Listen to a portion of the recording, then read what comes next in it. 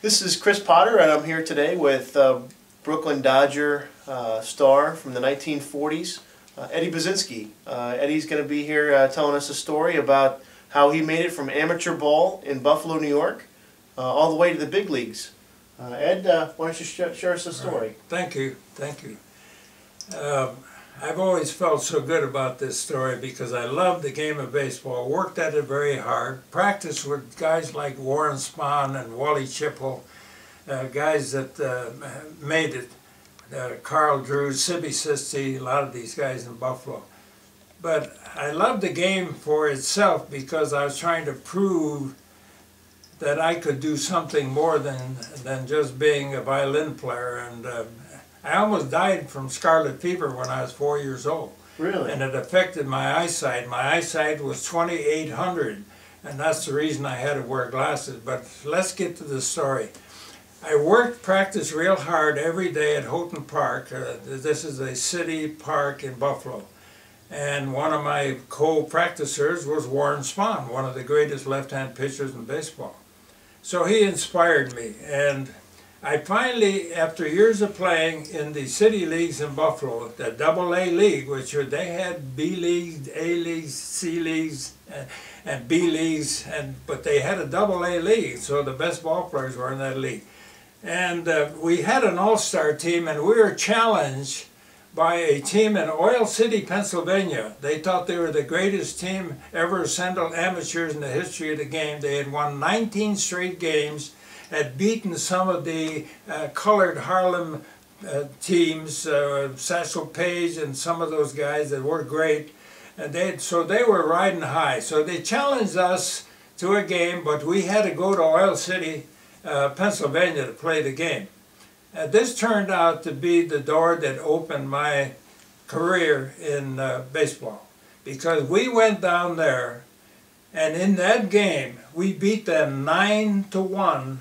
I had 2 3-run home runs and a 2-run triple in that game playing shortstop, and I accounted for 8 RBIs in that game that beat them 9-1. Now the Buffalo Evening News picked up on this game, this story, and a scout in Buffalo, Dick Fisher, who had a sporting goods store, he saw this and he got a hold of Branch Rickey because he was a Dodger scout. And he said, "Branch, this is some kid that you got to come and take a look at." Branch Rickey flew to Buffalo, New York, to the athletic club to meet with me and a playground leader, Johnny Mocan, who played shortly for Pittsburgh. He was the playground guy there at Houghton Park. So he was my MC, you might say. And we met Ricky at the athletic club in Buffalo. And he looked at me and he says, "My boy, where do you think you can play?" And I said, "Mr. Rickey, I think that I could perform with Montreal, which is your AA farm club for the Dodgers in Montreal." And so he signed me to $400 a month contract, but I got a $5,000 bonus. And I gave that money to my folks that had a 60-acre farm in Lancaster, New York, and paid off the mortgage with that. So that's one of the nicer things I've done in my life. Ricky came down and signed me, and then he said, "My boy, I'll have you travel with the team for 2 weeks, get acquainted a little bit with what's going on, and then we'll put you in the lineup somewhere, you won't know where." Well, on May the 20th, 1944, that day will live in infamy for me because I'll never forget it. I was practicing with the team in Cincinnati, the Cincinnati Reds, against them in their ballpark, Crosley Field. And when the lineup was read in the clubhouse, here I am, a kid with heavy, thick glasses, you know. I must have looked like a freak to some of those burly ball players. But anyways, he announced the lineup, and when he got down to 8th position, he said, "Second base, Basinski." And man, I remember looking at some of the guys in that clubhouse, and they said, "Oh my God, are we that bad?" You know. So anyways, that's how I got started. So in that game, Clyde Chown, their left-hand pitcher who had pitched a no-hitter the week before, was pitching in that ball game. And the first time up at the plate, first pitch he threw to me was up high. I took it for a ball. And then, of course, he didn't want to walk me. God, don't walk this guy. Nobody knew who the hell I was. Next pitch he came in, and I drilled that ball off the left center field wall, line drive. If I'd have lifted up on it, it would have been a home run. And I raced around those bags, and I was going to come all the way home.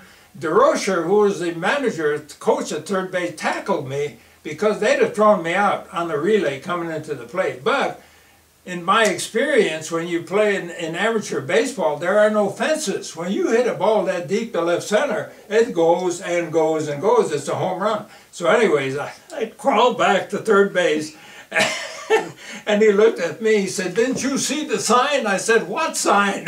Nobody had ever given me sign before. So anyways, Howie Schultz came up right after me, after an out, because the pitcher was hitting.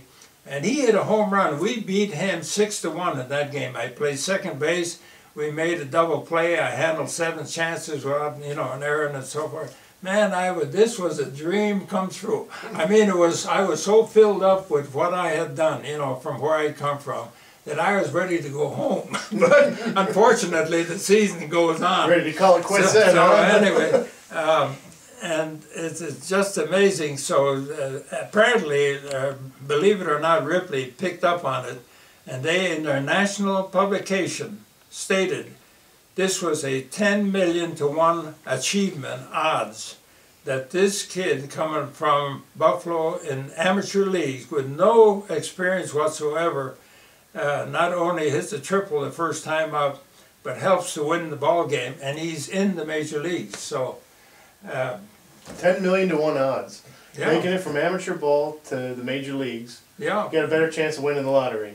Well, yeah. Well, anyways, thank you for that. I love telling that story. I wish Bob Costas could get a hold of it, because he would love that story. It's a true story. Well, you mentioned to me earlier about a triple steal that Leo DeRocher had put on. Would you mind sharing that story? Yeah, this, of course, the Brooklyn against the Giants, this was always a bitter rivalry, just like Boston Celtics against the Lakers, a similar thing. Anyways, in this ball game, I wound up on first base, and Bobby Bragan, our catcher, was on second, and Mickey Owen, our starting catcher, was on third base. The score was tied 2-1, and Boisel, their submarine pitcher, was pitching a terrific ball game. And here we are in the 9th inning, and we got the bases loaded with 1 out. And so Kurt Davis, we had run out of pitchers and pinch hitters. So Kurt Davis, who wasn't a bad hitter, but here he is up at the plate, hoping not to hit into a double play, and even if he struck out, that would still give us a chance with Stanky coming up next hitter. So anyways, old Charlie Dressen, our coach at third base, he got the sign from DeRocher for a triple steal, which is unheard of. But DeRocher had a lot of guts in baseball. I give him credit for that. He did things that no other manager would even think of trying. But Corridon, the first base coach, called me over and said, "Hey kid, triple steal." I've never heard of that before. So he said, be ready, take off. So on the next pitch, Kurt Davis, here comes Owens coming in, and Davis leaned back on the catcher, trying to keep him from getting to the plate. He had the ball, and he dove at Owen, and Owen used to slide head first.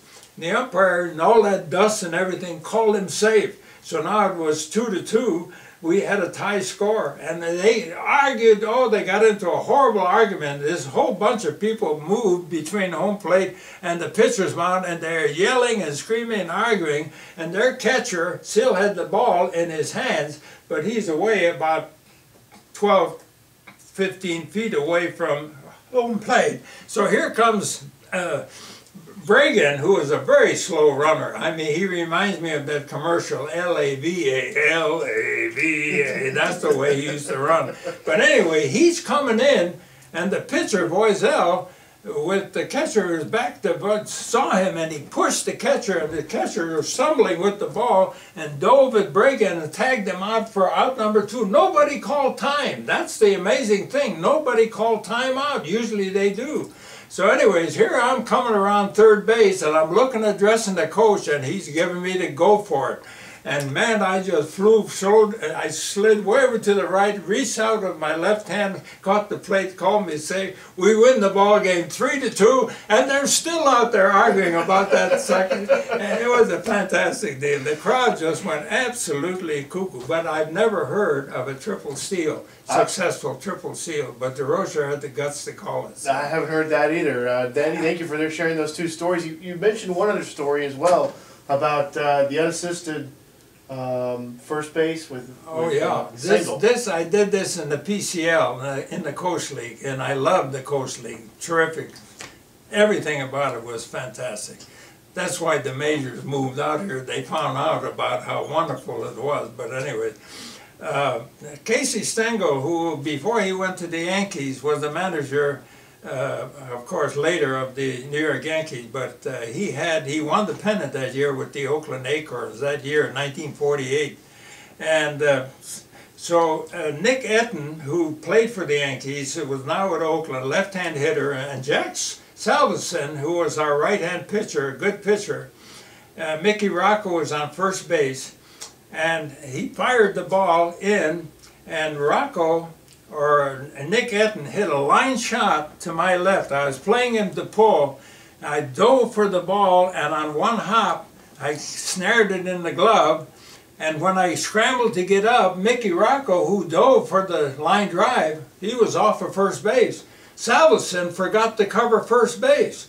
So there it was, wide open. So here I am running head first. Etten's coming at the base. I dove in with the ball in my glove and got to it before he did. And so that's the only time in the history of baseball that a second baseman on a ground ball made an unassisted put out at first base. Stengel, he knew what had happened because he'd never seen it. So he goes in, gets a towel out of the dugout, puts it on the ground, and he gets on his knees, and he's bowing to me for making that play. And the crowd just went crazy. Oh.